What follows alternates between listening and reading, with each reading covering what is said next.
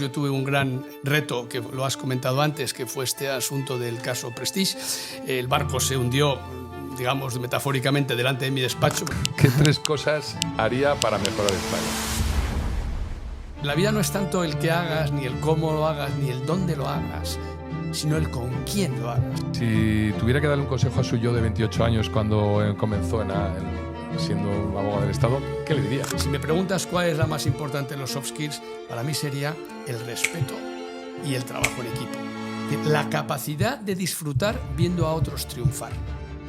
¿Cuál sería la fórmula, sin desvelar la fórmula de la Coca-Cola, para generar esa confianza y ese respeto de las empresas más importantes del mundo? Yo llevaba, por ejemplo, un arbitraje que ha sido muy sonado y que fue precisamente contra el Real Madrid, que fue el que afectó a la reforma del Estadio Santiago Bernabéu. ¿Cuál es la filosofía o qué filosofía de liderazgo valora más en los abogados con los que trabaja? ¿Y Antonio Vázquez Guillén cree en la suerte?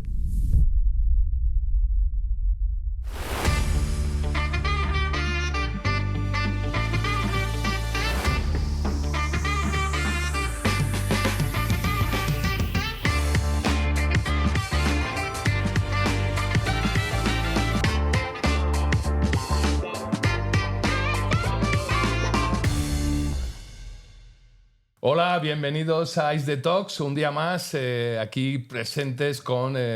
pues hoy tenemos un personaje muy relevante para todos ustedes. Es actualmente socio codirector de A&O Shearman en España y codirector global de arbitraje y procesal. Ejerce esa posición de liderazgo en la codirección del tercer mayor despacho de abogados del mundo. Increíble, ¿eh? Una trayectoria que comenzó en el ingreso en el cuerpo de abogados del Estado y su incorporación posterior a la firma. Hoy tenemos con nosotros a Antonio Vázquez Guillén. Hola, buenos días. Buenos días, Jota. Continuó. Le nombraron socio en 2007, desde 2015 codirige el despacho junto con Ignacio Ruiz Cámara. Y pues tras esa fusión del despacho americano justo con el despacho inglés, asumió esa codirección de práctica de litigación de a nivel mundial y A&O Shearman en España es ahora mismo un referente para todos, ¿no? Y sobre todo marcó su etapa, ese inicio que luego comentaremos, tras ser abogado del Estado, tuvo que litigar en un caso muy relevante, muy importante, que al final dio un salto en su carrera, que fue el caso del famoso hundimiento del Prestige en La Coruña. Y a partir de ahí, Antonio Vázquez Guillén dio ese salto al sector privado, donde realmente en donde se inició con Allen & Overy, que luego esa fusión con Sterling, yo creo que al final ha posicionado enormemente a una firma que es ahora todo un referente a nivel nacional e internacional. Así que, buenos días, Antonio. Hoy estamos aquí y empezaremos un poco este podcast con preguntas que pueden ser importantes y que, de alguna forma, creo que vamos a intentar que a la gente les dé una visión un poco más próxima de la importancia del personaje que tenemos hoy delante de nosotros. Hoy hablaremos un poquito al principio, esa introducción y trayectoria. Antonio, has tenido una carrera impresionante dentro de esa abogacía del Estado. ¿Siempre supo que quería especializarse en litigios y arbitraje o su camino profesional ha tomado forma por el tiempo o tuvo claro desde el principio? Buenos días, Jota. Lo primero, muchas gracias por esa introducción y presentación. Yo me gustaría, antes de nada, rebajar un poco las categorías, ¿no?, de las trayectorias. Creo que es muy importante que cada uno, sobre todo, sea fiel a su trayectoria, fiel a su biografía, y eso es lo que marca a cualquiera, ¿no?, en cualquier situación, en el deporte, en el derecho, en la economía, en las ciencias, en la arquitectura. Lo único que creo que es importante es ser fiel a tu biografía, y con eso uno puede presentar una trayectoria que es la suya, ¿no? Sin que sea más o menos impresionante. La mía es la que es, yo estoy muy orgulloso de ella, y ahora que me preguntas sobre ese primer aspecto, La respuesta es no. O sea, es muy difícil que uno sepa de antemano hacia dónde va a dirigir su carrera profesional. Es verdad que el camino se hace mucho al andar y mucho al disfrutar. El camino se hace al disfrutar y eso te va llevando. A mí me llevó primero por la singladura de la abogacía del Estado, que creo que fue un paso muy importante en mi vida. Quizá un profesor de la carrera, yo estudié en ICADE y cuando estaba terminando me acuerdo que me dijo que era importante ingresar en la carrera profesional y en el mundo profesional de una forma de la que te sintieras orgulloso y exigido. Es decir, que tú mismo hubieras salido de tu zona de confort para conseguir algo. Y yo nunca me había planteado, no era un estudiante particularmente brillante de estos que hay muchos de matrículas de honor, no, era un estudiante bueno, pero me animé a la idea de estudiar abogado del Estado como gran reto y me lo pasé bien. O sea, fue un reto en el que me lo pasé bien, como puede serlo para uno llegar al primer equipo de un determinado deporte, ¿no? Es decir, esas sensaciones de triunfar con lo que haces, ¿no? Y así ingresé en la carrera del Cuerpo de Abogados del Estado en el año 1997 y empecé a ejercer en enero de 1998. Y esa fue mi entrada en la carrera profesional. Bueno, pero yo quiero insistir que no es mejor ni peor que entrar en la carrera profesional con un gran máster, con un gran posgrado, con un gran LLM. Es decir, cada uno tiene que defender y lo importante es estar muy orgulloso y que tengas una carrera profesional, que seas fiel a tu carrera profesional. Me encanta que me digas eso porque creo que pones de manifiesto esa humildad de que, bueno, que al final las personas humildes, las personas que no lo han tenido fácil desde el principio, bueno, pues al final, bueno, pues esa labor de crecimiento y de trabajo hace que, bueno, pues luego hay que tener capacidad. No cualquiera puede ser abogado del Estado y no es nada fácil. O sea que me parece muy bien que pongas de manifiesto esa ambición y esa actitud que yo creo que es fundamental y que al final todas las personas que han pasado por este podcast, bueno, pues coincidimos en esas condiciones y todos lideráis posiciones importantísimas. Pero porque yo creo, Jota, que hay una idea fuerza que me gusta mucho, es quien tuvo no retuvo. Es decir, uno no puede vivir de una cosa que hizo, ¿no? Uno puede haber sido un gran deportista de élite, pero en un determinado momento de su vida tiene que reinventarse, ¿no? Y ser un gran periodista o un gran entrevistador. No, lo digo en serio, es decir, que uno tiene que continuar luchando por cambiar las cosas y por seguir construyendo su perfil, ¿no? Y yo en mi trabajo, y seguro que luego me preguntarás, pero muchos de mis clientes, la gran mayoría internacionales, no tienen ni idea de que yo estudié la oposición de abogado del Estado y que he sido abogado del Estado, que lo soy en excedencia, ¿no? Por tanto, no puedes vivir de eso, ¿no? Vamos a decir, una parte de tu carrera de la que me siento muy orgulloso, pero que uno debe seguir, ¿no? Mirando hacia adelante y construyendo su perfil, ¿no? ¿Y qué te animó a dar ese salto de lo público a lo privado? Bueno, pues yo creo que en esa línea de lo que estamos hablando, de quien tuvo o no retuvo y de que tienes que tener una cierta conducta, una cierta inquietud de cambiar las cosas. Yo estuve ejerciendo como abogado del Estado desde el año 98 al 2005, a finales, 7 años y medio, casi 8 años. Bueno, aunque parezca mentira, más mis 4 años de estudio de oposición eran 12 años dedicados al sector público. Vamos a ver, es verdad que uno quiere seguir mejorando y seguir teniendo proyectos, ¿no? Creo que la vida, como decía García Márquez, la felicidad del alpinista está en el ascenso, no está en la cima, ¿no? Una vez que estás arriba, pues quieres pensar en otra montaña, ¿no? Entonces, apruebas la posición de abogado del Estado, está muy bien, la ejerces, pero pronto, bueno, pues empiezas a ver que pues, tienes tus lugares más o menos controlados. Yo tuve un gran reto, que lo has comentado antes, que fue este asunto del caso Prestige. El barco se hundió, digamos, metafóricamente, delante de mi despacho, porque yo estaba como abogado del Estado en La Coruña, y bueno, a pocas millas de la costa de Finisterre se hundió, y cambió bastante mi vida, porque tuve que encargarme de un asunto que tenía una gran trascendencia jurídica, política, social y económica, con muchísimos afectados, con cofradías de pescadores, mariscadores, acuicultores, y bueno, y con una trascendencia política que todos recordaremos, por lo menos los más antiguos, que fue el 13 de noviembre de 2002, el May Day, y el hundimiento el 19 de noviembre. Fueron 6 días fatídicos hasta que se hundió, y luego toda la trascendencia de ese asunto, ¿no? Y eso me llevó a tener una gran, vamos a decir, un gran reto. O sea, yo creo que es muy importante vivir en el reto. Es muy importante vivir retado. en general en la vida. Y para mí fue una segunda oposición. Abogado del Prestige, fue abogado del Estado, abogado del Prestige. ¿Cuál es la oposición? Se hunde el barco, tienes que conseguir. Pues en aquel momento yo trabajaba en el comisionado del gobierno con Rodolfo Martín Villa, que fue vicepresidente del gobierno. Pues es un reto trabajar con un político de primer nivel, su mano derecha en la parte jurídica. Y bueno, si tú disfrutas del reto, al final te lleva a conquistar pequeñas parcelas de la vida y a rellenar tu mochila de experiencias y de vivencias, ¿no? Siendo todas absolutamente válidas. Estas son las mías, esta es mi mochila, otro tendrá la suya, ¿no? Y entonces, ya cuando eso fue tocando un poco a su fin, tras 3 años más, bueno, pues viene la llamada de la selva, que es la del sector privado, y la llamada de la selva pues también es atractiva, ¿no? Sí. Porque claro, cuando tú estás en la administración no estás en el mercado. Y aquí está el siguiente reto. ¿Qué es operar en el mercado, ¿no? Y esto no deja de ser como la lonja o la pescadería por las mañanas, que tú tienes que presentar bien tu producto y vender más que el de al lado, ¿no? Y el mercado me atrajo fatalmente, pero terriblemente. Fue una atracción fatal, como la película, ¿no? Y entonces me llamó un headhunter, me ofreció irme a Allen & Overy, y tras grandes debates, lógicamente, en mi caso con mi mujer, porque prefería la estabilidad del abogado del Estado y la administración, pues yo dejé mi toga con mi escudo de abogado del Estado y cogí una toga del Colegio de Abogados, una más, y me pasé al sector privado, ¿no? Fue una decisión muy importante en mi vida y la que me alegro muchísimo. O sea, fue hace ya 20 años.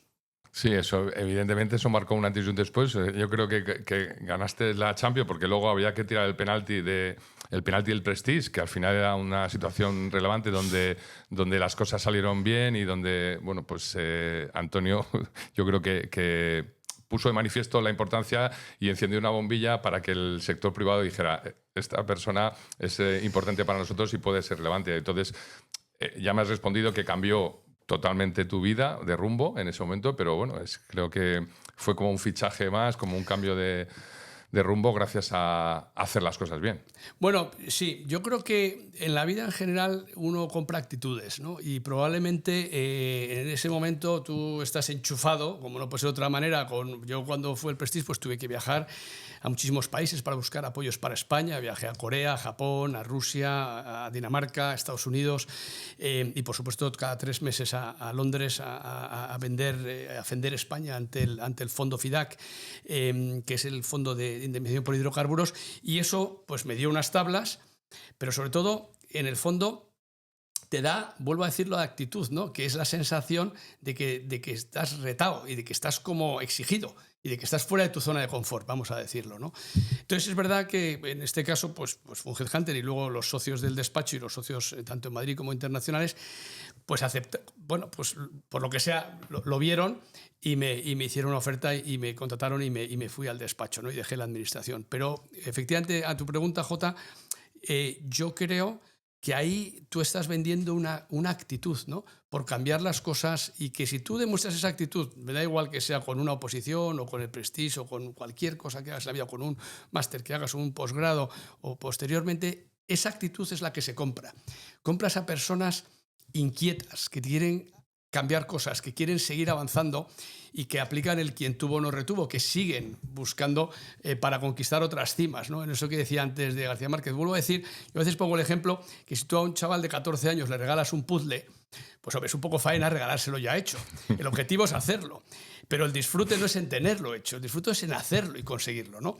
Entonces, si tú pasas de un puzzle de 500 piezas a luego uno de 1000 y luego quieres uno de 3000, y en vez de quedarte mirando tu puzzle de 1000 y disfrutando para siempre, llega un momento en que uno tiene ya cara de aburrido, ¿no? Entonces, evidentemente, el seguir... Yo tuve ese segundo puzzle que fue el Prestige, y cuando estaba terminándolo, pues apareció esto. Bueno, A&O Shearman Spain es una firma global de primer nivel. ¿Qué cree que distingue su práctica en España y cómo ha sido consolidar el equipo de litigio de referencia internacional? Vale, pues si te parece, yo creo que serían 2 preguntas, ¿no? Ahí, la primera parte, como dices, A&O Shearman como despacho internacional, Bueno, pues estamos en un momento clave de nuestra vida y de nuestra historia como despacho. Allen & Overy tiene casi 100 años de historia, desde 1929, fue fundado por George Allen y Thomas Overy y cumpliría sus 100 años en el 2029. Pero no ha llegado a cumplir esos 100 años porque cuando llevaba 94, 95, cualquiera que sea la cuenta, pues hemos tomado los socios la gran decisión histórica de fusionarnos con Shearman Sterling, que se ejecutó el 1 de mayo pasado de 2024. Es la primera fusión transoceánica de élite en la historia de la abogacía, donde un gran despacho del Magic Circle, como era Allen & Overy, decide, pues de alguna forma, fusionar su cultura, su negocio, su business case con uno de los grandes despachos de la élite con 150 años de historia de Wall Street, que es Shearman Sterling, ¿no? Evidentemente, todos estos trenes, cuando se juntan, pues cuesta unirlos y encontrar una única dirección, ¿no? Pero se está logrando, ¿no? Llevamos ahora mismo 11 meses de fusión desde el 1 de mayo y es un espectáculo, es un auténtico espectáculo el despacho resultante, ¿no? ¿Por qué? Bueno, pues porque se ha logrado de alguna forma encontrar el equilibrio entre la élite de la abogacía histórica procedente de Londres, del sistema más anglosajón británico, que estaba sobre todo expandido en Europa, Asia Pacífico y Middle East, ¿no? Y faltaba la pata americana, ¿no? Que el resto de despachos del Magic Circle, algunos de los socios directores que conozco bien de otros competidores, a lo mejor estarían aquí enfadados, pero es verdad que ha costado siempre para todos abordar el despacho americano. No olvidemos, Jota, que el 50% de los gastos legales, de los fees de todo el mundo, proceden de Estados Unidos. Claro, si el 50% de todo el mundo es Estados Unidos y tú no eres relevante en Estados Unidos, tienes un problema si quieres tener verdaderamente una firma globalizada, ¿no? Global. Y ese ha sido el gran reto y bueno, pues se ha conseguido. Y la gran propuesta de J&O Shearman, que es el único despacho que lo tiene en el mundo, aparte de ser el tercero por tamaño, como bien has dicho antes, después de otros dos, Kirkland & Ellis y Latham & Watkins, pero ser el tercero por tamaño a nivel mundial, es el primero por verdadera oferta global, en el sentido de que un tercio de su oferta es americano, otro tercio es británico y el 40% es lo que llamamos nosotros local law, que incluye todos los derechos europeos, sobre todo Europa continental, Alemania, Francia, Italia, España, etcétera, ¿no? Y ese posicionamiento es lo que permite, yo creo que, lo digo de verdad, con verdadera convicción, ser el primer despacho truly global del mundo. Porque claro, los dos más grandes que acabo de explicar tienen el 80% de su business en Estados Unidos. Sí, yo creo que, a ver, siempre lo llevo un poco a mi terreno por la parte deportiva, pero el hecho de que la persona que tenemos hoy aquí haya conseguido liderar que los americanos y los ingleses se lleven bien, creo que es muy relevante, y sobre todo que trabajen en conjunto, porque, bueno, lógicamente en el mundo de esta globalización, al final esos egos, ese poderío, y que de alguna manera yo creo que Antonio Vázquez Guillén esté liderando esa parte de esa conexión, esa capacidad de liderazgo, me parece que es muy relevante. Esas experiencias han tenido que ver algo, o ha sacado ese tipo de experiencias del caso que hablamos demasiado, pero de ese caso del Prestige, que puedan ser relevantes para todo esto? O sea, a ver, no, esa es una pregunta muy buena que jamás se me había planteado, pero ahora que me la dices así, te la respondo de la siguiente manera. Es verdad, tras la fusión, como bien has dicho antes, me propuso ser uno de los socios codirectores de litigation a nivel mundial. El despacho pactó que para las tres grandes áreas, que son M&A, Debt Finance y Litigation Investigation, son las tres grandes áreas, tienen más de 100 socios en todo el mundo cada una de esas tres áreas, se pactó que en cada una de ellas hubiera 2 socios de Allen & Overy y 1 de Shearman Sterling. En Litigation Investigation, que es la mía, se acordó que hubiera un inglés, que se llama Callum, y yo. Y de Shearman, un americano que se llama Rich. Con lo cual, efectivamente, yo tengo todas las semanas mi entrada, y es muy divertido y muy interesante estar con un inglés de Allen y un americano de Shearman, y aparece un español ahí intermediando, ¿no? Con lo cual, es verdad que es un reto porque la cultura británica es muy distinta a la estadounidense. Como todos sabemos, los británicos tienen una flema británica diferente, son más cercanos al mundo del roleplay, al fair play. Los americanos son más directos, más competitivos, más agresivos, y los españoles estamos en un punto intermedio de ser bastante pasionales, de hablar desde el corazón y de medir menos nuestras palabras, ¿no? Menos que los ingleses. Pero también es verdad que somos más auténticos porque nos expresamos como somos. Ese reto de estar ahí en medio me ha ayudado el Prestige, sin duda. Claro que me ha ayudado el Prestige, pero me ha ayudado el Prestige, me ha ayudado la oposición, me ha ayudado a los momentos difíciles de la carrera, porque cuando tú estás viviendo cualquier situación bajo estrés o bajo tensión, la tensión propia de quien está fuera de su zona de confort, claramente estás preparado para situaciones de fuera de zona de confort. ¿Me explico? Por eso digo que es una actitud ante la vida. Si tú te acomodas, y esta es una situación práctica, es decir, yo esto ya lo domino, entre comillas, me he institucionalizado con lo que tenga. Ya está, estoy cómodo y vivo de un cierto pasado. Y esa persona, entre comillas, es un poco más aburrida, menos atractiva, más neutra. Entonces, si por el contrario tú estás dispuesto a ir recogiendo las oportunidades que te da la vida, los match points que te ofrece, y el Prestige fue sin duda uno de ellos, claro que todos los aprendizajes en momentos difíciles dices, bueno, pero ya me acuerdo aquel momento de estrés, aquel judgment call, aquella llamada difícil de tomar una decisión que tuve y la puedo aplicar aquí. Yo creo que te enseña a trabajar bajo tensión, a trabajar bajo situaciones que no son particularmente fáciles, pero también es verdad, volviendo a lo de antes del alpinista, que estás subiendo paredes, que es un reto y la satisfacción es mayor. Es indudable que cuando tú consigues algo más difícil, la satisfacción suele ser mayor, ¿no? Entonces sí que me está ayudando, sin duda. Bueno, desde Aon Servan Spain ha formado parte de importantes litigios. Bueno, pues he podido leer en sus entrevistas que prefiere ser más líder que jefe. Sí. ¿Cuál es la filosofía o qué filosofía de liderazgo valora más en los abogados con los que trabaja? Vamos a ver, lo de más líder que jefe, en general, pues me gusta más esa terminología y te lo agradezco, Jota. Lo que vamos escuchando queda reflejadísimo. Yo creo más en el liderazgo que en la jefatura. Creo mucho más en que el jefe tiene que ser cada uno de sí mismo. Yo cuando llega un abogado nuevo al despacho le digo, vas a tener un jefe durísimo. Imagínate que el abogado se llama Pablo o se llama Paula y le digo, ¿quién va a ser tu jefe? Se va a llamar Paula, vas a ser tú.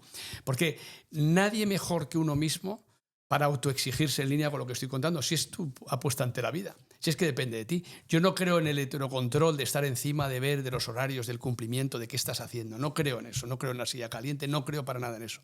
Creo muchísimo más en crear un entorno de excelencia, de respeto, de oportunidades, donde cada uno pueda desarrollarse. Entonces, creo que cada uno tiene que sacar el liderazgo que lleva dentro, ¿no? El que lleva más tiempo, yo, pues claro, evidentemente si llevo 20 años en el despacho, pues tengo más responsabilidad que uno que lleva uno. Ya le tocará a ese que lleva uno en 2045, ¿no? Y esa responsabilidad, Jota, yo creo, como pasaría en un equipo de fútbol o de balonmano, por poner un ejemplo, donde el liderazgo es innato y suele ser sobre la base pues, del carisma, del cariño, del respeto, de la inclusión, del reconocimiento de las aportaciones de otro, ¿no? De crear un entorno donde cada uno pueda dar lo mejor de sí mismo. Por eso, yo al final hay una cosa que siempre digo, y que es una de mis reglas que me gusta, que en la vida no es tanto el que hagas, ni el cómo lo hagas, ni el dónde lo hagas, sino el con quién lo hagas. La clave es el con quién. Y con ese con quién da igual que sea meterte en una gran empresa que irte a tomar un bocadillo de salchichón a Cercedilla. Me explico, porque tú estás disfrutando en el camino con ese con quién, que es el que te va a dar esa oportunidad. Y ahí creo profundamente en el liderazgo.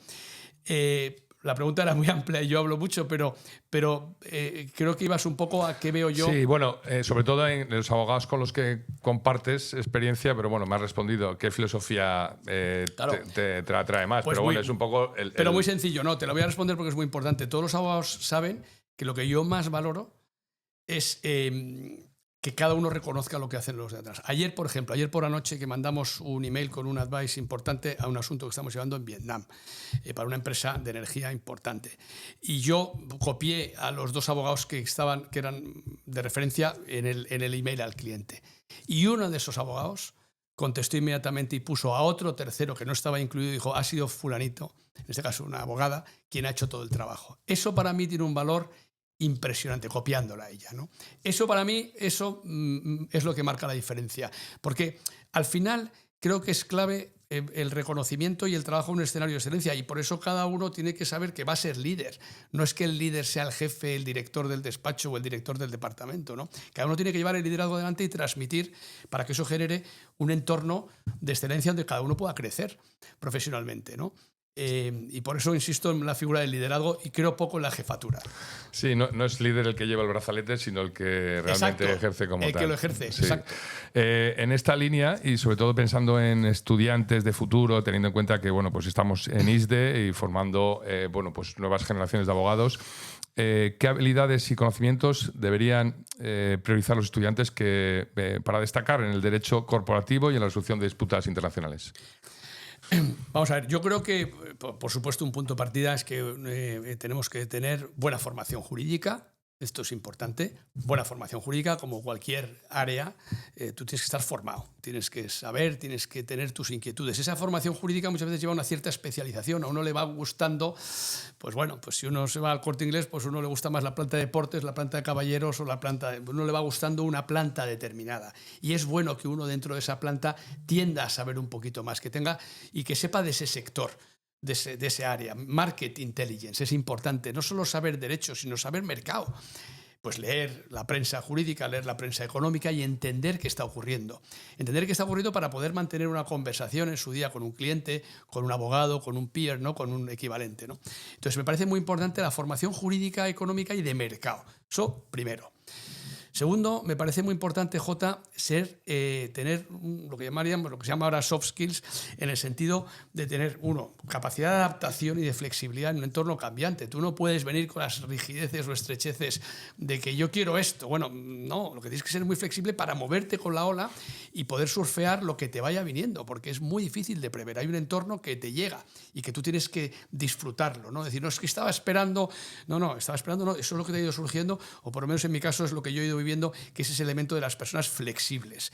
Es evidente que esos triunfan mucho más. Y luego hay un elemento muy importante, obviamente, que es para mí hoy el entorno, vamos a decir, más bien tecnológico, que es indudable que los abogados están formados de una manera distinta a la de hace 30 años, ¿no? Que es de donde yo procedo. Inteligencia artificial, por supuesto, y son entornos que para ellos son mucho más familiares. Pero esto quizá se está convirtiendo ya en algo fácil, en un tópico, ¿no? Si me preguntas cuál es la más importante en los soft skills, para mí sería el respeto y el trabajo en equipo. Es decir, la capacidad de disfrutar viendo a otros triunfar. Porque si lo consigues desde ahí, esto es buenísimo. Si consigues asumir esa capacidad, pero además de forma auténtica, no impostada, es decir, asimilando que generes esas posibilidades de que equipos crezcan y que crezcan las personas de tu entorno y que sean grandes. Es decir, para mí, si me permites poner un ejemplo, que a lo mejor es un poco de publicidad, no hemos tocado que yo durante mi etapa de abogado del Estado preparé opositores a abogacía del Estado. Y con grandísimos éxitos, la verdad, de grandes abogados del Estado que fueron aprobando. Pero hay un ejemplo que yo pues lo llevo muy a gala, que es el de, porque no solo porque aprobó la oposición de abogado del Estado, sino porque fue a ejercer conmigo como abogado del Estado en La Coruña, que es Óscar García Maceiras. Y Óscar García Maceiras luego tuvo una trayectoria impresionante a través de Banco Popular, de Sareb, del Santander, y acabó en Inditex y hoy es el CEO de Inditex, ¿no? Como te puedes imaginar, creo que parte fundamental de cualquier profesional es saber construir un legado. Pero un legado, vamos a decirlo, intangible, de creación de valor en otras personas. Entonces, claro, yo cada vez que veo la presentación de resultados de Óscar todos los trimestres en el periódico, pues te puedes imaginar el nivel... Claro, a eso voy, ¿no? Y eso es maravilloso, ¿no? Pero eso es ser compañero, no sé, yo soy de los que pienso también, nunca olvides de dónde vienes, ¿no? Efectivamente, nunca olvides de dónde vienes. Me encanta. Eso justo hay un proverbio chino que dice, cuando estés bebiendo, no te olvides de la fuente. Y es exactamente eso. No te puedes olvidar de quién te formó, en qué colegio, en qué carrera. Si es ISDE, pues lo que aprendiste en ISDE, la suerte que tuviste, el networking, que se me ha olvidado comentarlo, creo que es otro aspecto fundamental, ¿no? El networking es fundamental, pero el networking bien entendido, no el contactismo mal entendido y los amiguetes. No, el networking. ¿Qué es el networking? El networking es respetando a las personas, pero tener capacidad de conectar por tu profesión. Por tu profesión, por tu prestación, no por el mundo. Por supuesto, esa profesión puede venirte de amigos del colegio, de amigos de la universidad, de amigos del posgrado, pero crear un networking es ser socialmente amable para tú tener personas con las que puedas compartir y que sea un poco lo que se llamaba en latín el do des, ¿no? Yo doy, das y recibes y creas valor. Creo que como españoles tenemos que defender una sociedad vertebrada donde se aporte valor. Periodistas, entrevistadores, entrevistados, juristas, economistas y donde defendamos lo nuestro, ¿no? Entonces, el networking evidentemente es fundamental porque tú no puedes vivir aislado, ni puedes vivir en una torre de marfil, una sensación de yo desde aquí arriba, nada se puede hacer solo, ¿no? Entonces, ese elemento, pues luego en la vida profesional creo que tiene una importante contribución, ¿no? Sus clientes, bueno, tienen clientes los más exigentes del mundo.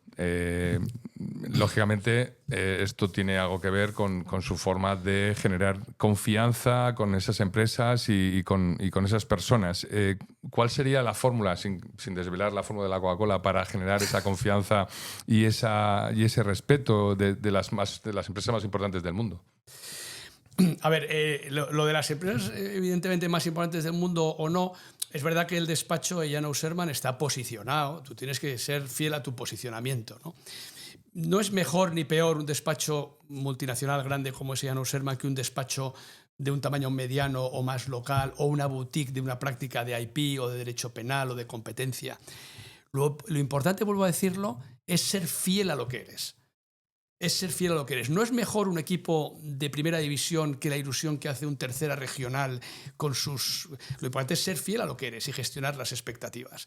Cada equipo tiene unos objetivos y la satisfacción para un tercera regional o para un segunda de ascender probablemente es la misma que para un equipo pueda ser ganar la liga en primera división, ¿no? Quiero decir que es muy importante la fidelidad.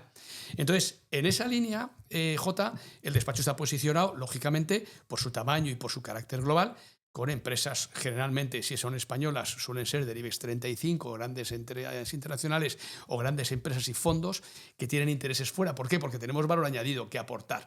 Si no, hay despachos españoles muy potentes donde quizá nuestro valor añadido queda un poquito menos marcado, ¿no? Entonces, eso lo tenemos, y luego a la inversa, lo que llamaríamos el inbound, esto sería el outbound. El inbound sería todo el trabajo que hacemos para entidades internacionales y su trabajo en España. Grandes fondos que invierten en España, grandes entidades financieras y grandes corporaciones en energías renovables, en transporte, en concesiones, en telecomunicaciones, en todos los sectores. Ese es el posicionamiento. Pero dicho esto, al final, sea la empresa grande o pequeña, tú tienes que ganarte una persona. Vuelvo un poco a lo de antes del con quién y lo de Cercedilla. Y esa es la clave. Y esa es la clave. Entonces da igual que esa persona al final es una persona que tiene una familia, que tiene unas aspiraciones, que tiene unos amigos y unos deportes, ¿no? Entonces, ¿cómo te ganas esa confianza, no? Hombre, primero, si tú eres fiel, decir, oiga, yo no le puedo vender no voy a decir nombres, pero a una gran compañía eléctrica un despacho pequeñito de algo a lo que no llego. No, estoy impostando, ¿no? O sea, tú tienes que vender algo que es auténtico. Yo tengo que vender a un cliente mío. Fíjate, Jota, cuando alguien me dice, Antonio, ¿tenéis práctica en Brasil? Pues no tenemos práctica en Brasil. Tenemos un socio, pero búscate un despacho brasileño y te puedo conseguir un número de teléfono y les llamas. Tengo que ser fiel a lo que yo puedo ofrecer. Pero eso es transparencia, claridad, claro. Honestidad. Claro. Bueno, y sobre todo, pero más allá de que haya casos más grandes o más pequeños, por el nivel de las empresas y la complejidad, luego hay un momento en el que estamos tú a tú. Generando la relación de confianza. Pues a eso iba yo, justamente a eso iba yo. Entonces, por eso digo que grandes empresas pequeñas o medianas o clientes individuales, y por eso esto aplica a todo, lo que le corresponde a un abogado, no olvidemos que un abogado en un despacho de abogados es un vendedor. Esto es muy importante para mí, ¿vale? Cuando a veces me preguntan los abogados, oye, Antonio, no sé si irme a tal empresa o a Jan Aussermann o a Clifford Chance o a Uriah Menéndez. Y vamos a ver, son dos cosas distintas. En un despacho tú estás en el ingreso. En una empresa tú eres in-house, estás en el gasto de la empresa. En un despacho tú eres el vendedor. Te pareces mucho más a un vendedor de helados o a un panadero que está en la panadería y vende el pan por las mañanas. Y tiene que atraer al cliente. Tú, si vas a una panadería y te tratan un poco mal, probablemente no vuelvas, aunque el pan sea muy bueno. Correcto. Si por contra vas a una panadería y te dicen, Jota, ¿qué tal los chicos? ¿Qué tal no sé qué? Y dices, es que maravilla, es que experiencia de cliente. Me encanta. Bueno, pues esto aplica exactamente igual. En un despacho de abogados internacional, más grande, más pequeño, aplica exactamente igual. Y esto es unas cosas que aprendí en el despacho. Al principio de todo, que hice un curso en 2006, me acuerdo, que era una frase muy bonita que era, you buy from people you like. Es verdad. Tú al final compras de quien te gusta, de un triste, de un pesimista, de un negativo o de un maleducado, no vuelves. Y el cliente bueno no es el que viene, porque puede venir despistado, sino el que vuelve, porque sabe a dónde va. Entonces, evidentemente, ¿cómo construyes confianza? Bueno, primero, siendo auténtico y ofreciendo lo que tienes. Es decir, ser leal y fiel a lo que tú tienes. No ser un vendehumos o un vendealfombras. Dura muy poco. Esa impostura dura muy poco. El cliente es muy listo y lo descubre rápido, como no de otra forma. Entonces, ser auténtico y leal. Segundo, en mi opinión, conectar bien con el cliente de forma natural, Por eso se crean esas relaciones de confianza y no fallarle. Y a partir de ahí, bueno, pues ser consciente de que cuando tú has dejado ese despacho, aparece otro cuando has dejado esa empresa, aparece otro despacho a vender su libro, ¿no? Entonces tú vives en un mercado en permanente competición. Bueno, pues ese es el reto, ¿no? Aceptar que estás compartiendo a un cliente y bueno, que el cliente pues se deja llevar por otras ofertas, ¿no? Y ahí está un poco la gracia. Por eso yo, que llevo 20 años en el despacho, no paro de divertirme. Porque siempre... Sí, solo hay que verle. No, porque siempre descubres y cuando estamos con nuestro equipo de marketing, que es una parte fundamental de un despacho de abogados, que está llenándote de ilusión, generando una cosa además muy importante, Jota, que es el orgullo de pertenencia. Sí, la camiseta. La camiseta. En eso coincidís todos. Eso es muy importante. El orgullo de pertenencia. Estoy orgulloso de pertenecer, en nuestro caso, a A&O Shearman Madrid. No solamente estamos orgullosos de A&O Shearman ante el resto de despachos en Madrid, sino orgullosos de Madrid ante el resto de oficinas de A&O Shearman. Bueno, yo creo que tenéis que estar muy orgullosos porque habéis sido como el clavo del abanico. Exacto. Bueno, eso es bonito. Ahí me has pillado en el clavo del abanico, pero lo cierto es que... Quiero decir que habéis fusionado ambos continentes y habéis sido un poco, o sea, sois desde el punto de vista, desde fuera, y con toda la humildad del mundo, sois muy claves en todo este desarrollo. Es una oficina muy atractiva dentro de la red de A&O Shearman, eso es verdad. Es una oficina atractiva, es una oficina que gusta. Nosotros generamos un cierto liderazgo emocional. Que es decir, quieren hacer un poco gestionar sensaciones como las que se ven en la oficina, ¿no? De la gente orgullosa, de tal. Pero bueno, que esto aplica a muchísimas otras entidades. Yo veo ejemplos de éxito en Madrid, que es un orgullo. Vuelvo a decirlo, que tenemos que generar el orgullo de pertenencia de ser españoles. Sí. Esto es muy importante. Sí, primero español y después... Exacto. ISDE pues es un ejemplo, ¿no? de un liderazgo en lo profesional, en la formación. Es un ejemplo muy importante que opera en el mercado y que se le ve con ilusión por crecer, por hacer las cosas bien. Pero así hay muchas otras instituciones, no puedo mencionar porque me quedé corto, y despachos de abogados maravillosos. Nosotros tenemos una relación maravillosa con todos los despachos internacionales y los nacionales, ¿no? Entonces, esto aplica lo nuestro. Yo vendo mi libro, obviamente, pero vamos, no me siento para nada que sea algo exclusivo, me explico. Es decir, creo que en Madrid en general es una ciudad hoy en día absolutamente en ebullición. Sí. Y cuando me dicen a mí, Madrid no tiene mar, yo siempre digo, Madrid tiene mar, que es el mar de oportunidades. Y es un mar de oportunidades gigantesco, bueno, ¿no? Y eso es lo que tenemos que aprovechar. Bueno, pues en esa formación de futuro, de abogados del futuro, que estamos en ISDE, ¿qué papel cree que considera o que hacemos o que nosotros como instituciones tenemos en la preparación de profesionales en un mundo tan globalizado y digitalizado? O sea, ¿qué papel podría o ahora mismo establece ISDE en esa construcción de profesionales?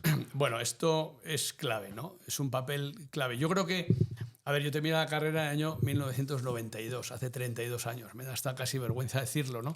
Y ahora... Y tengo un hijo en tercero de carrera y otro en primero de carrera, entonces ahora lo veo a través de ellos, ¿no? Entonces creo que nosotros tenemos que preparar a nuestra nueva generación como hombres y mujeres preparados para operar en un mercado global. Tienen que ser profesionales integrales y preparados para operar en un mercado global. Un mercado donde ya esas fronteras han ido desapareciendo, ¿no?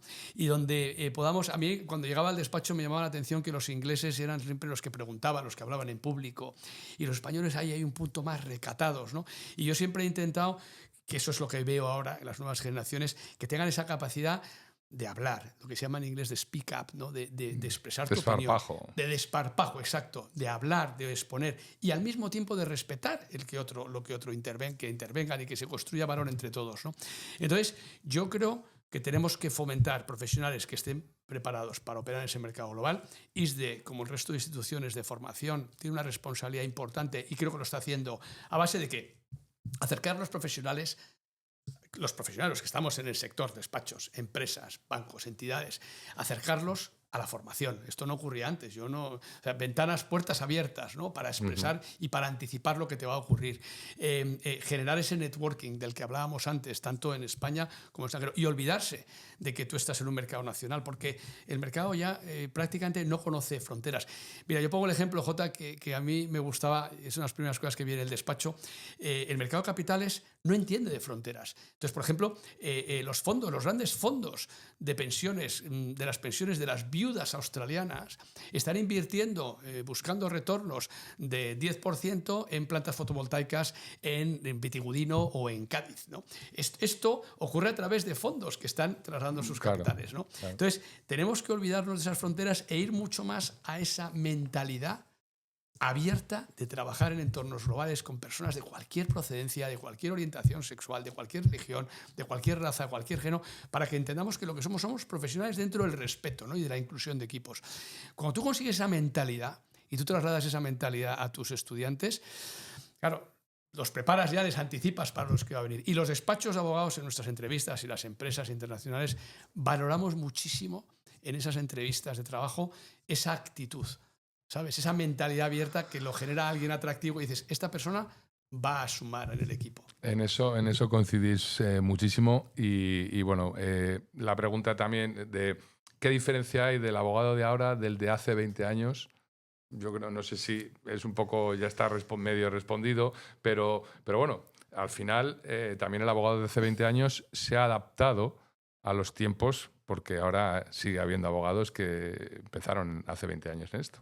Sí, no, hombre, yo creo que hay diferencias importantes, yo lo veo, es decir, el abogado de ahora, pues abogados son mucho más, están más formados en ese aspecto, lo creo, es decir, tienen más formación internacional, lo tienen, no es hablar inglés, que por supuesto, o sea, no. A veces cuando me preguntan, oye, mi hijo habla inglés y muy bien, ¿y cuál sería el tercer idioma? Yo siempre suelo decir, el tercer idioma inglés bilingüe. Lo digo medio en broma, pero es que creo que es un elemento vehicular capital para tener un elemento diferencial y poder estar par y paso en igualdad de condiciones con cualquier operador global.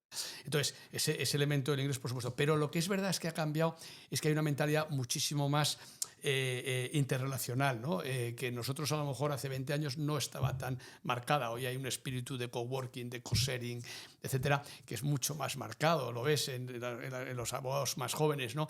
Y que es una gozada verlo cómo crecen. Y esto, pues creo que España está preparada. Los profesionales en España son de primer nivel. Los abogados en España somos de primer nivel, creo, en general. Y eso, Jota, bueno, pues es una tendencia que está ahí. El gran reto es la inteligencia artificial.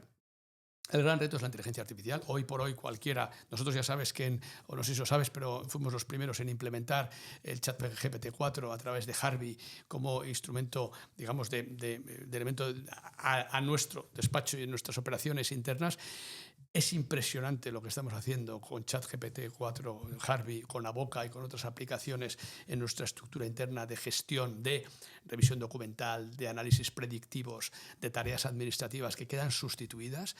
Y claro, el gran reto del abogado junior de un año, ¿qué hace, no? Y ahí es donde está la clave, ¿no? Vuelvo a lo que decíamos al principio.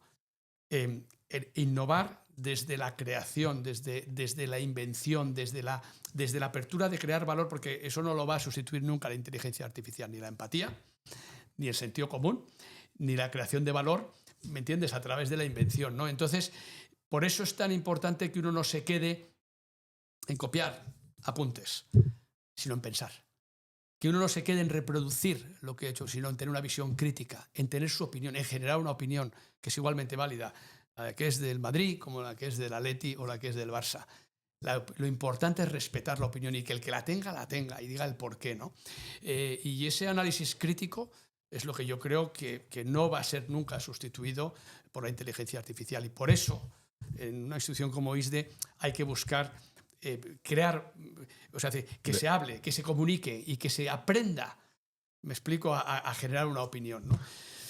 Me encanta lo que comenta del pensamiento crítico, porque creo que también es fundamental para la sociedad en general. Pero bueno, cambiamos un poco de aires, vamos a la parte de expansión y perspectiva global de la firma. Tiene una presencia internacional obvia y enorme, pero ¿nos podría desvelar cuáles son los mercados emergentes donde ven mayores oportunidades y desafíos a la vez en la abogacía de los negocios?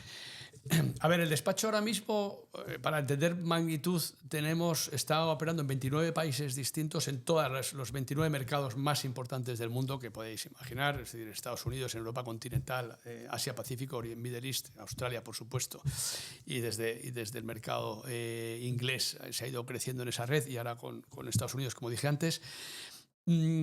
No hay muchos mercados más donde la idea haya una idea de abrir oficina y de operar. Es verdad que hay algunos mercados, vamos a decir, emergentes, sin duda, pues pueda ser India o Vietnam o desde luego China, pues por recursos naturales, energías y demás infraestructuras. Nosotros estamos presentes en Hong Kong, Shanghái y Pekín, y estamos presentes en Hanoi, en Vietnam, y operamos, ¿no? Y sobre todo desde la oficina de Hong Kong y de Singapur, en lo que serían mercados más emergentes.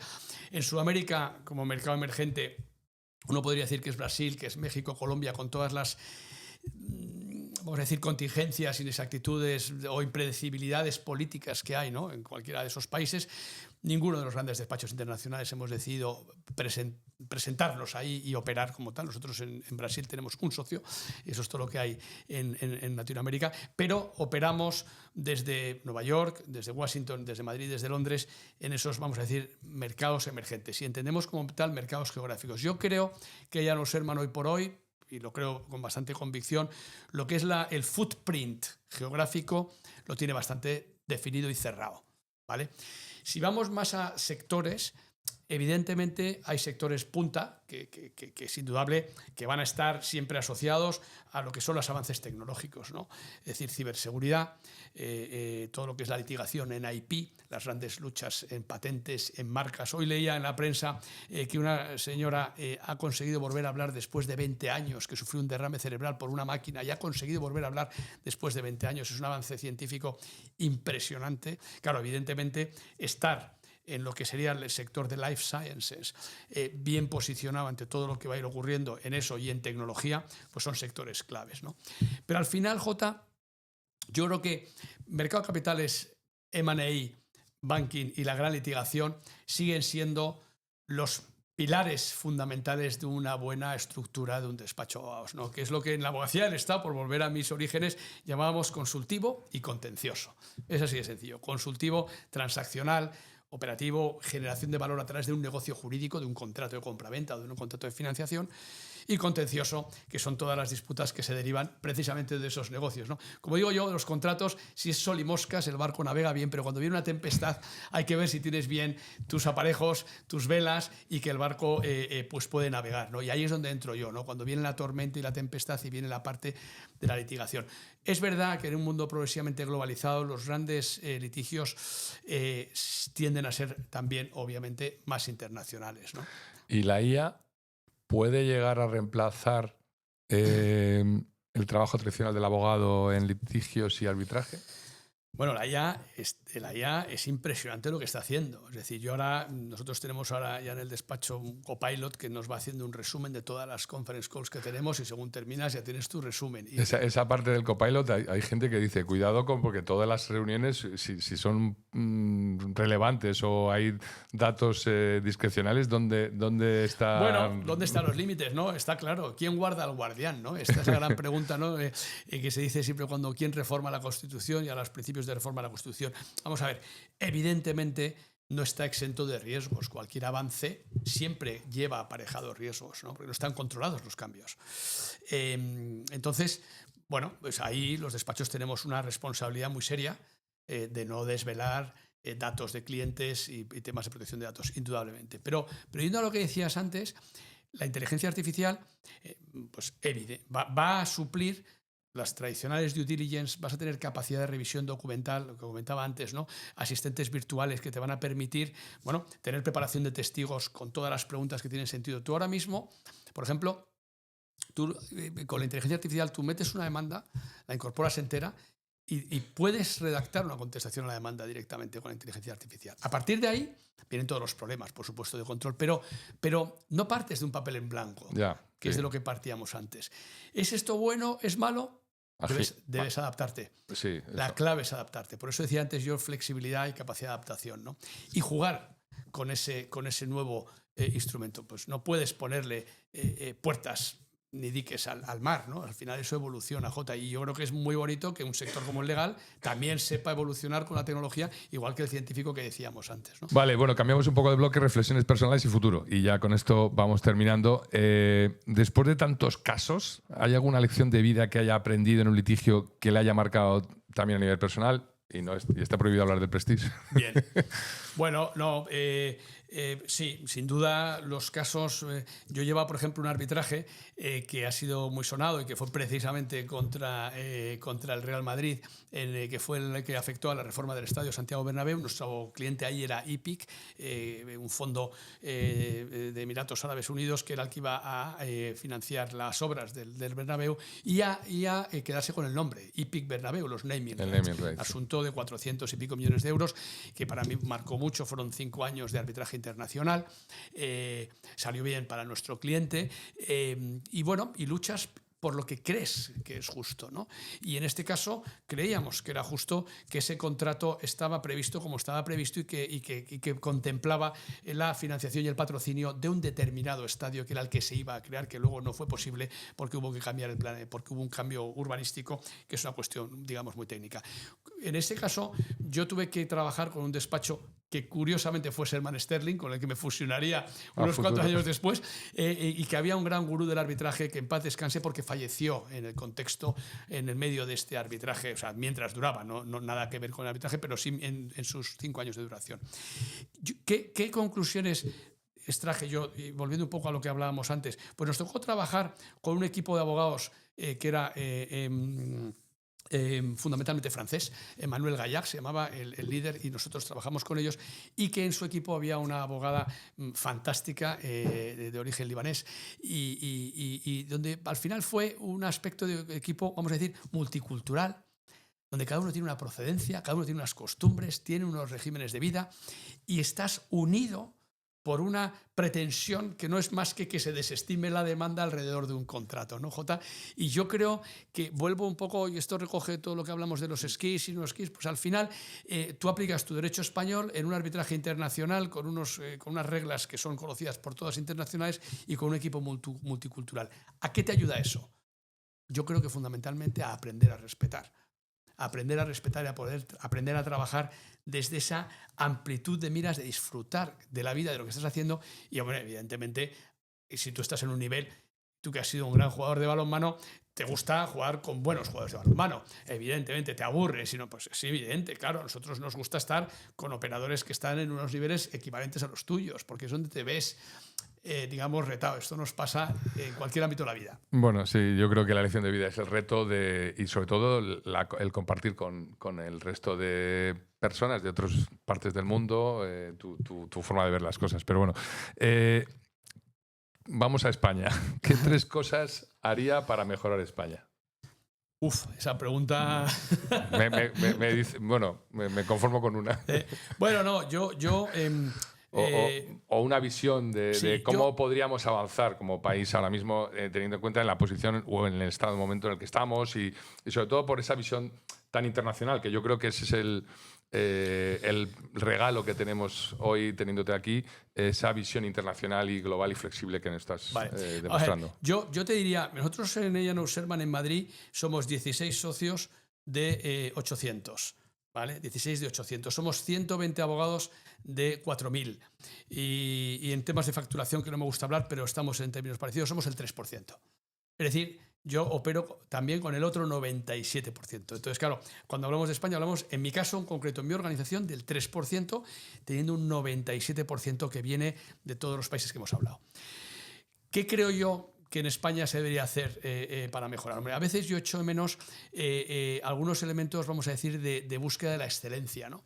Búsqueda de la excelencia desde el prisma de todo lo que estoy diciendo, ¿no? De organizaciones profesionales que estén fundamentadas más en valores de liderazgo que en valores de jefatura, en valores donde las organizaciones creen el estado y el entorno adecuado para que cada uno pueda sacar lo mejor de sí mismo, ¿no? Para que cada uno pueda ser uno mismo. Claro, tú al final, o sea, yo creo que en España voy a contar esta anécdota que creo muy rápidamente, pero creo que es importante, y es que yo he aprendido que a los ingleses les cuesta hablar desde el corazón, les cuesta ser ellos mismos, están acostumbrados al roleplay. Claro, cuando estás acostumbrado al roleplay, Yo recuerdo una formación que nos dieron en Londres de qué hablar con un cliente fuera de la operación o fuera del litigio. Y yo, ¿pero cómo que hay que hablar? Pues de lo que sea. Entonces, los ingleses tienen que practicar. Vamos a hablar de fútbol, vamos a hablar de familia, vamos a hablar de amigos, de política, etcétera. A nosotros nos sale solo. Sí. Es una fortaleza que tenemos en España. Somos socialmente excelentes. Tenemos capacidad de conectar, capacidad de hacer amigos, capacidad de abrazar, capacidad de expresarnos. Entonces, claro, el tema está en conseguir juntar esa capacidad extraordinaria que nos viene dada en general a los latinos con algo más de organización, de profesionalización. Si yo cumplo con algo es porque cumplo con mi deber, no porque me va a pillar la poli. ¿Me explico? Yeah. Ese es el problema. Entonces, ahí es lo que nos falta, ¿no? Un elemento más de autoorganización que nos permita pues, ser un poco más profesionales, más fiables, más cumplidores. Bueno, más allá, si tuviera que darle un consejo a su yo de 28 años cuando comenzó siendo abogado del Estado, ¿qué le diría? Porque, bueno, hay una carta de Kobe Bryant, llevando un poco al mundo de deporte, que le habla a su yo de 17 años de cosas que, bueno, pues, oye, si puedes aconsejar a tu yo de 28 años, ¿qué le dirías? A ver, a mí, mi yo de 28 años, primero me daría muchísima envidia, porque tendría por delante pues, 27 años hasta mis 55, ¿no? Que es una edad. Yo le diría, sobre todo, que esté preparado para una aventura maravillosa, que se divierta a tope y que al final lo que más transmite es el verdadero estado de ánimo. Cuando digo verdadero, digo que tienes que ser auténtico. Por eso tienes que ser tú mismo. Sé tú mismo. Saca el yo que llevas dentro, sácalo y disfrútalo y véndelo. Porque cada yo es maravilloso. No hay personalidad. No, cada uno tiene que ser su yo. Lo peor que puede haber, Jota, para mí, es cuando alguien de alguna forma no puede o no se siente con fuerzas de sacar su verdadero yo porque le da vergüenza, porque se ríen de él, porque notan. Entonces, ese para mí es la clave, ¿no? Entonces yo le diría que esté preparado para una gran aventura, que la disfrute, que vuela y que es maravillosa. Yo, porque además esto lo dirigiría a cualquiera, no me puedo centrar en el que haga abogacía de despacho, de empresa, de money, de litigation. No, aplica a todos. Mira, yo hago una pregunta muchas veces a los abogados cuando llegan al despacho, es ¿qué asignatura fue la que más te gustó en la carrera? Y me dicen, uno mercantil, otro administrativo, otro constitucional. Y a continuación le pregunto, ¿y qué tal te caía el profesor o profesora? Y entonces la cara suele ser... Y entonces aspiran, inspiran y se sienten, ¿no? Y dices, claro, es que te gustó esa asignatura porque te gustó esa persona que te la transmitió. Sí, porque transmites tu pasión y yo con esta entrevista estoy viendo cómo transmites tu pasión directamente al micrófono de lo que estás viviendo y entonces, bueno, pues engancha. Claro. Es totalmente, generas engagement en todo lo que estás contando. Bueno, pero eso es algo en lo que creo. Entonces a ese yo de 28 años le animo a que esté preparado para pasárselo fenomenal. ¿Y Antonio Vázquez Guillén cree en la suerte?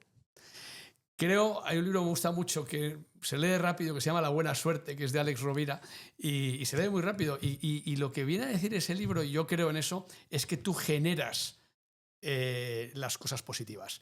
No es que sea suerte, sí creo en crear ese estado de suerte, de que las cosas te salgan bien, desde el optimismo y desde la actitud positiva hacia las cosas que te van viniendo. En eso sí que creo. Porque Coincido. una cosa lleva a la siguiente y dices, joder, mira tú, ya es casi todo ocurre y tú puedes conseguir que sea bueno, ¿no? Y en eso sí que creo. Coincido completamente en lo que comenta.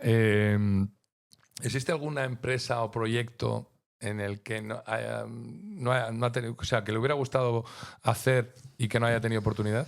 ¿Alguna aventura que... A ver, yo he tenido alguna aventura de infidelidad con el despacho a nivel empresarial importante que se me ha planteado, bastante importante y muy atractiva y que me ha llevado a pensar mucho, pero he decidido no aceptarla en su momento porque implicaban cambios de residencia importantes y yo al final pues tengo mi vida, mis 4 hijos, sus estudios, su tal, y creo que uno tiene que valorar la vida en su conjunto y los costes de oportunidad son altos y ahí decidí no hacerlo. No me arrepiento, creo que fue una decisión correcta, pero es verdad que a lo mejor pues, me hubiera gustado también estrenar otras historias y otros retos en el mundo más empresarial, ¿no? Que no lo descarto, porque tengo años por delante que pueda ocurrir. Y luego, pues, siempre me ha podido atraer el mundo de la política. Mi padre fue político, fue diputado y lo he vivido en casa y siempre ha estado ahí como una pequeña tentación. Pero es verdad que es duro, ¿no? Yo le voto. Es someterte, gracias, Jota. Bueno, pues ya tenemos uno, pero es someterte al teatro del terror, ¿no? En lo que se vive en la política actual, ¿no? Y es difícil. Pero cuando alguien puede hacer algo por la sociedad y puede tirar y puede generar algo que construya valor, pues también está ahí, ¿no? Pero bueno, eso no es algo que ahora yo me plantee. Y para terminar, hemos hablado del impacto de la inteligencia artificial en la abogacía, pero ¿cree que los valores humanos como la ética seguirán siendo el gran diferenciador de los abogados del futuro? Sin lugar a dudas. La intuición y la ética. Sin lugar a dudas. La ética, la intuición, la inquietud y sobre todo, vuelvo a decir, la lealtad y la autenticidad. La impostura se descubre rapidísimo. Y cuando uno es auténtico y saca su verdadero yo, es él o es ella lo que lleva dentro, eso es lo que realmente va a estar por encima de la inteligencia artificial. Y por tanto yo animaría a todos al reto de sacar tu verdadero yo y luchar con ello, y eso es sin duda camino de éxito. Pues muchísimas gracias. Ya hemos terminado, Antonio. Yo creo que hemos tenido una entrevista espectacular. Bueno, no puede ser de otra manera, es atlético, así que es lo que hay. Pero bueno, Antonio nos ha hablado de un mundo global, de respeto, especialización, de flexibilización, de la soft skill, de la diversidad, de esa conexión y sobre todo de actitud. Yo creo que hoy hemos tenido una entrevista con una persona que ha transmitido su pasión, su actitud, y que creo que es un verdadero ejemplo. Así que muchísimas gracias, Antonio, por estar hoy con nosotros. Is the Talks. Y nada, hoy ya terminamos este capítulo para nos esperéis en el siguiente. Is the Talks.